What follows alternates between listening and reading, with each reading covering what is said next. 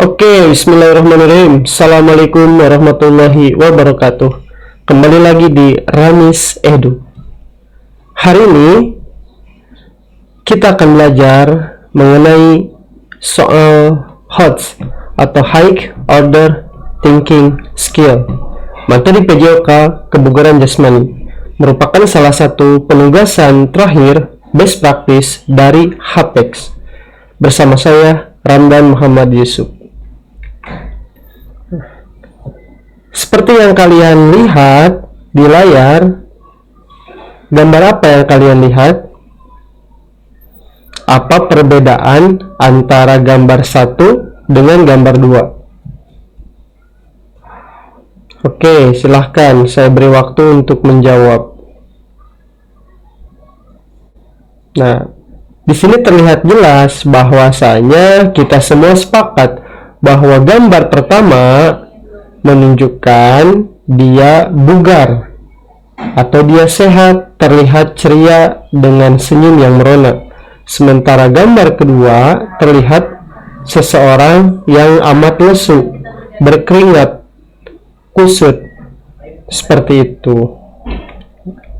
Nah, gambar pertama menunjukkan seseorang yang bugar, gambar kedua menunjukkan seseorang yang lesu. Nah, jadi itu perbedaannya. Oke.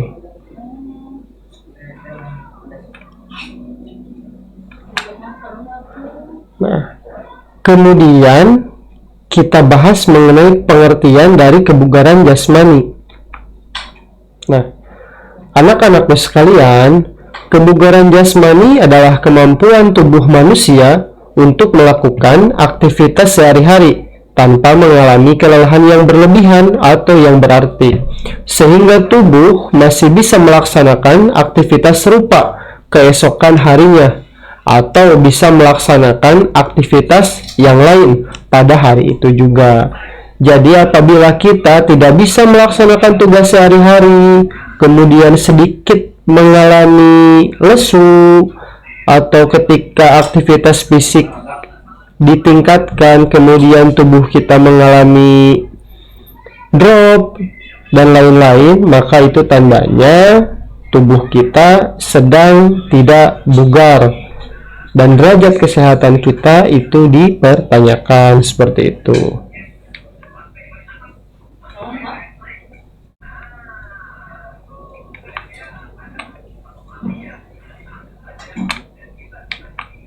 Nah, kemudian dalam kebugaran jasmani terdapat beberapa komponen. Di antaranya yang pertama adalah kekuatan atau strength. Nah, pengertian dari kekuatan adalah kemampuan dalam mempergunakan otot untuk menerima beban sewaktu bekerja. Ya.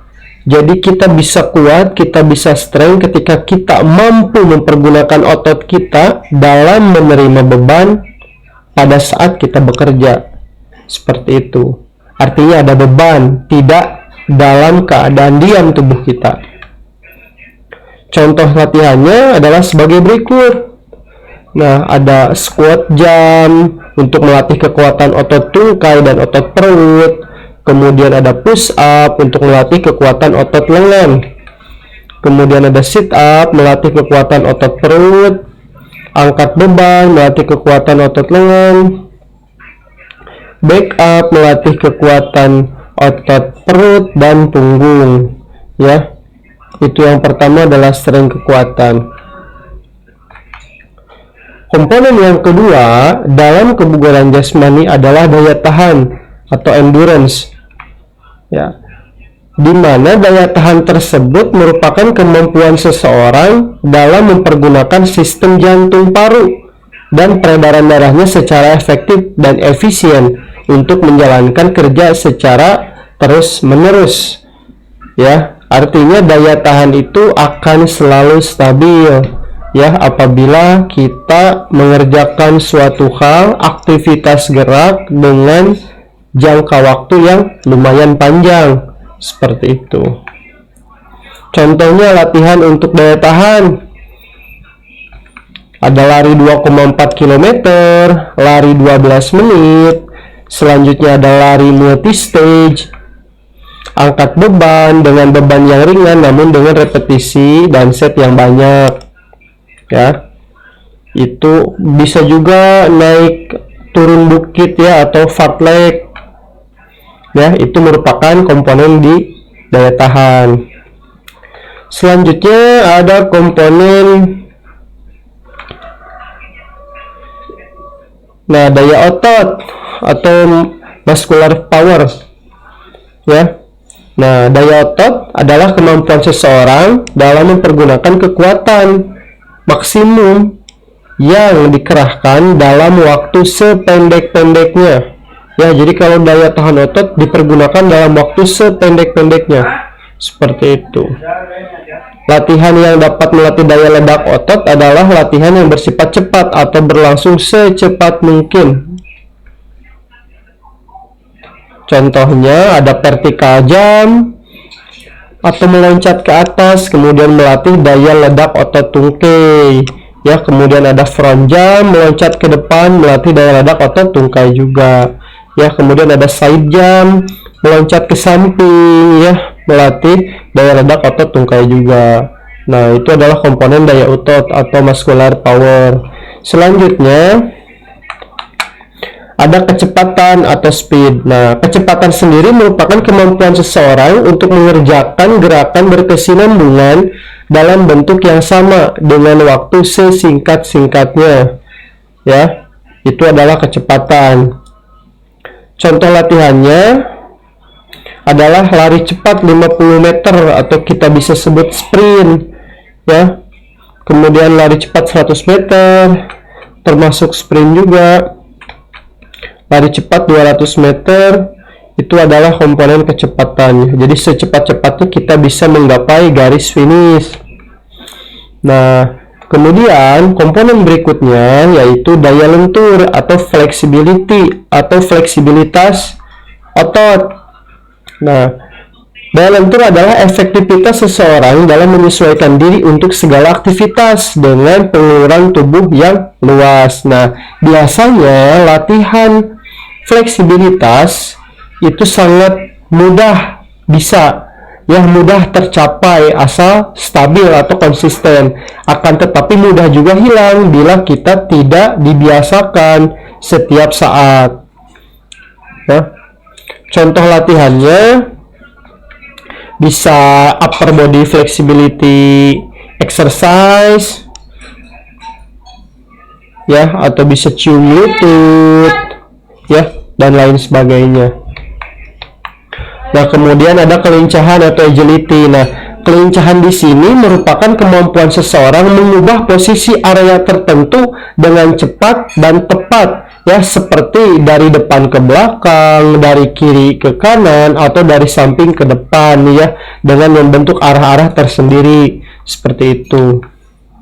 Nah, kelincahan dapat dilatih dengan lari cepat dengan jarak singkat dekat kemudian berganti arah, ya, seperti lari zigzag dengan rintangan di depan, ya, kemudian kita zigzag, lari bolak-balik 5 meter ke depan, belakang, ya, seperti itu.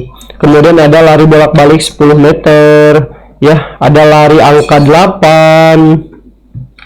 Itu bisa digunakan karena kelincahan itu merubah posisi atau merubah arah tubuh, ya.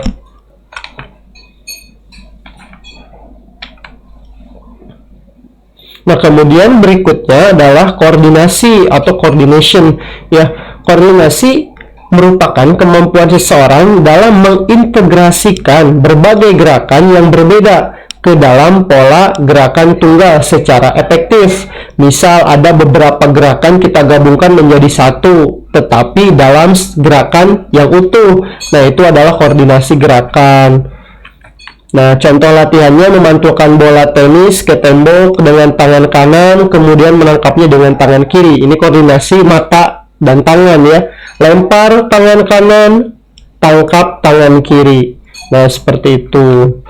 Kemudian ada memantulkan bola tenis ke tembok dengan tangan kiri, kemudian menangkap lagi dengan tangan kanan, ya. Jadi sebaliknya. Kanan lempar, kiri tangkap, kiri lempar, tangan tangkap. Nah, seperti itu. kemudian melempar ke atas bola tenis dengan tangan kanan, kemudian menangkap kembali dengan tangan kiri. Jadi sama kan, lempar atas, tangkap kiri, lempar kiri atas, tangkap kanan ya, dan seterusnya ya. Itu merupakan contoh dari koordinasi gerakan mata dan tangan melalui media bola tenis. Nah, kemudian selanjutnya komponen kebugaran jasmani adalah keseimbangan atau balance. Nah, keseimbangan di sini merupakan kemampuan seseorang mengendalikan organ-organ syaraf otot sehingga dapat mengendalikan gerakan-gerakan dengan baik dan benar. Senam merupakan salah satu cabang olahraga yang sangat mengandalkan keseimbangan ya. Karena kenapa di senam keseimbangan banyak kan, ada kaki yang berjinjit sebelah, kemudian ada yang bergelantung ya di papan tunggal seperti itu. Nah, contoh latihannya kita lihat, anak-anakku berjalan di atas balok kayu berlebar 10 cm, sepanjang 10 meter ya. Jadi berjalan, kemudian berdiri dengan satu kaki jinjit. Nah, tubuh membentuk kapal-kapalan ya, seperti meraihnya ke depan. Kemudian sikap lilin yang biasa dilakukan ketika dalam pembelajaran senam lantai. Nah, berdiri dengan tangan sebagai sandaran tubuh ya, atau handstand.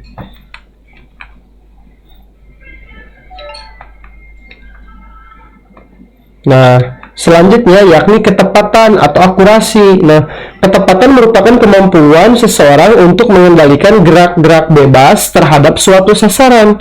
Ya, sepak bola dan bola basket merupakan olahraga yang membutuhkan ketepatan yang baik untuk memasukkan bola ke gawang dengan kaki dan memasukkan bola ke keranjang atau ring dengan tangan ya. Jadi kita harus tepat mengukur laju bola ya, memastikan bola mengenai perkenaan kaki yang seharusnya dengan target yang sudah ditentukan, mau ke arah gawang mana nih, atas kanan, atas kiri, bawah kanan, bawah kiri, atau tengah, dan lain-lain. Melihat posisi penjaga gawang misalkan, itu jelas harus tepat sasaran sehingga kans gol pun akan sangat besar. Nah, sama halnya dengan melempar bola basket ke keranjang.